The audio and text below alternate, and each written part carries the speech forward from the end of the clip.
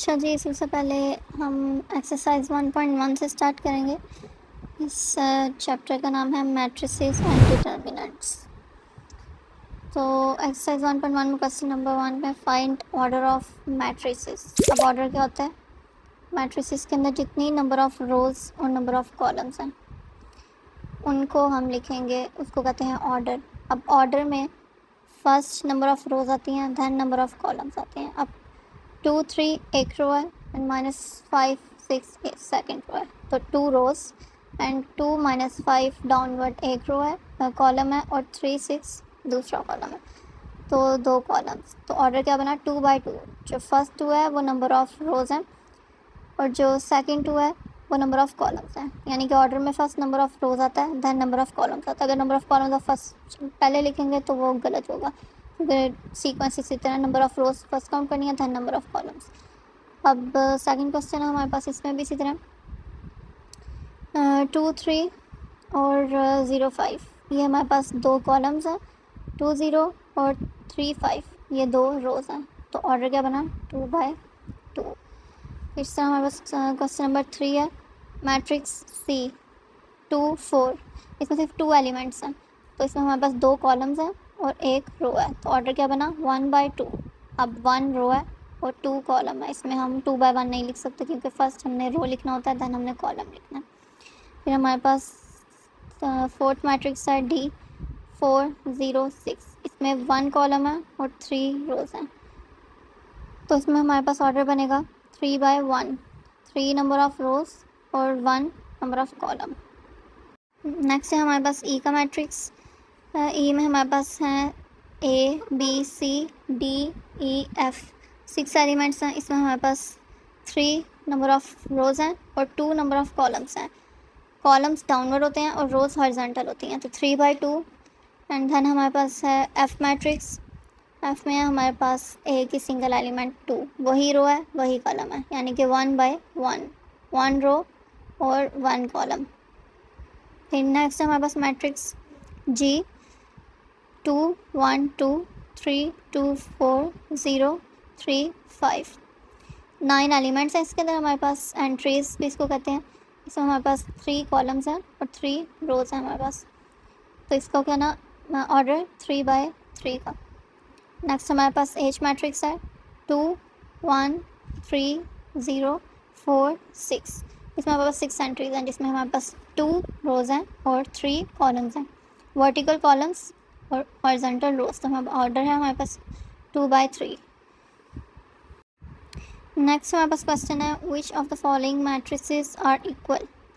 अब इक्वल का मतलब क्या है कि हमारे पास number of rows number of columns same होनी चाहिए। हमने इन सारे मैट्रिसेस जो गिवन है उसमें से बताना है कि किसके नंबर ऑफ रोज और नंबर ऑफ कॉलम्स इक्वल है।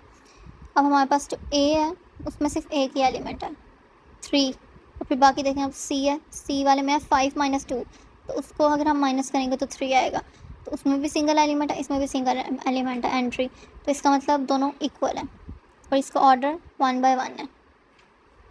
तो ऑर्डर भी सेम है, ऑर्डर भी इक्वल होना चाहिए, एलिमेंट्स भी, तो वो हमारे पास इक्वल मैट्रिसेस होंगे। तो इस तरह ए और सी दोनों इक्वल है और दोनों का ऑर्डर भी इक्वल है। नेक्स्ट हमारे पास है फिर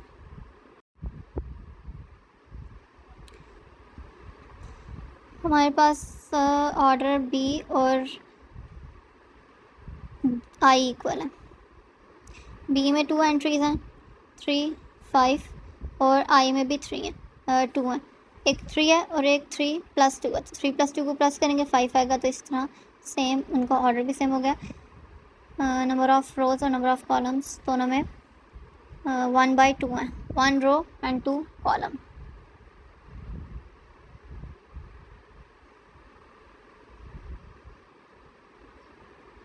दोनों का 1/2 है, तो जिसके ऑर्डर सेम होगा वो इक्वल होंगे।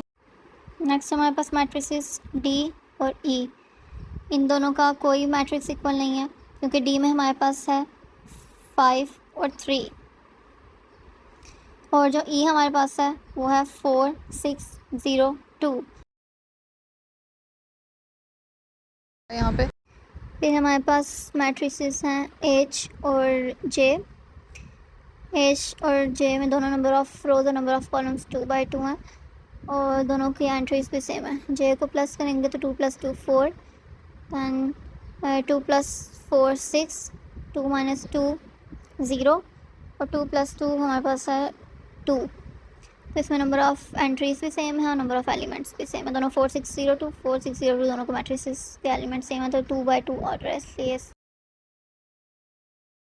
हमारे पास है एफ़ और जी, ये दोनों इक्वल हैं। एफ़ में हमारे पास है 2 6, एक रो है और दो कॉलम्स हैं। ओ सॉरी, 2 रोज़ हैं और एक कॉलम है।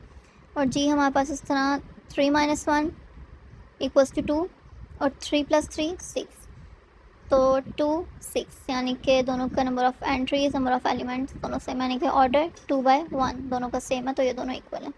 नेक्स्ट हमारे पास है question number 3, find the values of A B C and D which satisfy the matrix equation. हमने इस मैट्रिक्स के अंदर वैल्यूज़ फाइंड करनी है ए बी सी और डी की।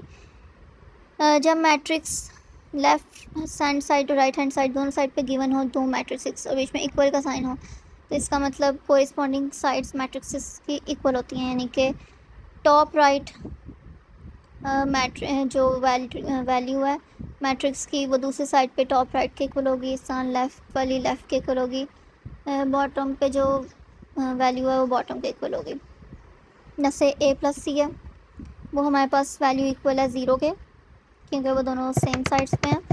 दैन ए + 2b -7 के इक्वल है। c - 1 हमारे पास 3 के इक्वल है और 4d - 6 हमारे पास 2d के इक्वल है। अब हम इनकी वैल्यूज़ नोट डाउन करते हैं। a + c = 0, a + 2b = -7, c - 1 = 3 and 4d - 6 = 2d। इसमें सबसे सिंपल वैल्यू है c - 1 = 3, हमने वो फाइंड की। दैन हमने उसको a + c वाली वैल्यू में पुट किया, a + 4 दूसरी साइड पे गया, -4 a की वैल्यू आ गई, एंड दैन हम उसको पुट करेंगे a + 2b वैल्यू में। हमारे पास a की वैल्यू हमने फाइंड की थी -4 + 2b हमने b फाइंड करना है। जो फाइंड करना है वो एक साइड पे, बाकी सब दूसरी साइड पे शिफ्ट होकर आपको सिंपल मेथड पता होगा, तो -3/2 इसकी वैल्यू b की आ जाएगी। एंड दैन लास्ट जो हमारे पास वैल्यू बची है डी की, 4d - 6 = 2d, 4d - 2d = 6, then इसको माइनस करेंगे तो d = 6/2 एंड दैन d की वैल्यू आ गई हमारे पास कटिंग करके 3। तो ये हमारे पास ए बी सी डी की वैल्यूज़ आ गई।